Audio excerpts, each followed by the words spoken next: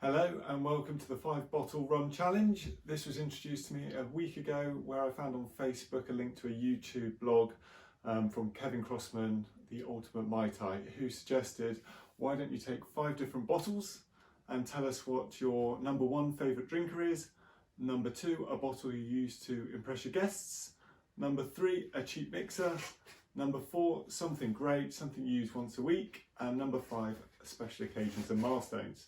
So let's start with bottle number 1, our daily drinker. So for me, this is a Santa Teresa 1796 from Venezuela, no sugars or sweeteners. There's a few things I do like about this distillery as well, is that they employ a lot of people who have recently been released from prison and they give a lot back to the community. That aside, it's a very easy sipping rum. I don't have it on ice, I just have it neat, and this is the one that my wife and I will have if we're looking for rum on any given night. Number 2 is impress the guests, and the best I've found for this is actually a Diplomatico single vintage. In the past it's been the 2000, sometimes the 2002. Yes, it does have some dosage in there, it does have a sherry finish, but fundamentally it looks amazing and it's really good. What I find is that a number of my guests aren't too keen on some of the more premium rums, which have a lot of character. This is something that works nicely, 43% ABV. They do need to be a good friend. This isn't exactly a cheap bottle, but that is my number 2, impress your guests. So number 3, for this I've actually chosen a Don Q Gold. I've not even tried this stuff, but it's the one I've got most recently. Rum Attitude gave it to me as a freebie when I purchased a couple of their Eldorado Rare collections.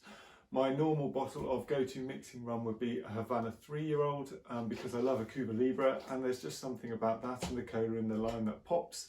But for this one, you know, we'll say a Don Q Gold. If it's really rubbish, then I'll have to go back and redo the video. Number 4, something great. This one was an easy one for me. It fundamentally is anything that's exceptional cask selection. In my cupboard at the minute that's open, I have a Foursquare 2008, I have an Emperor, in the past it's been a 2007, it's whatever the latest release is. These are just great rums. Do we have them weekly? Maybe, maybe not, but this is the one that you're feeling like you want something a bit special. This is the rum that I go to. Now we have number 5. Right, special occasions.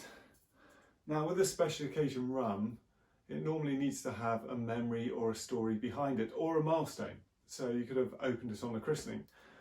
For me, this is my special occasion rum. It's a St Nicholas Abbey 15-year-old. We bought it at the distillery in 2002.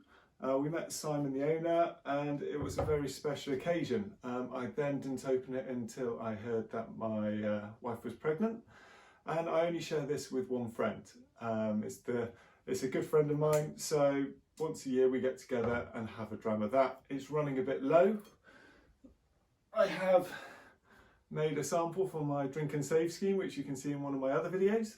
But I am now looking for another special occasion milestone bottle. So there you have it, my 5 bottles. A Santa Teresa as my daily drinker go-to, a Diplomatico single vintage reserve for an impress your guests, a Don Q or Havana 3-year-old for a cheap mixer, anything exceptional cask selection as your something great, and a St Nicholas Abbey as your special occasion. Why don't you try it yourself? It's been quite fun just looking at different types of rum that I enjoy for different occasions. And if you like what you're doing, then please share your videos or share your top 5 in the comment section on either my YouTube channel or on Kevin Crossman's, who started this off, which is why I'm doing this. Thank you, goodbye.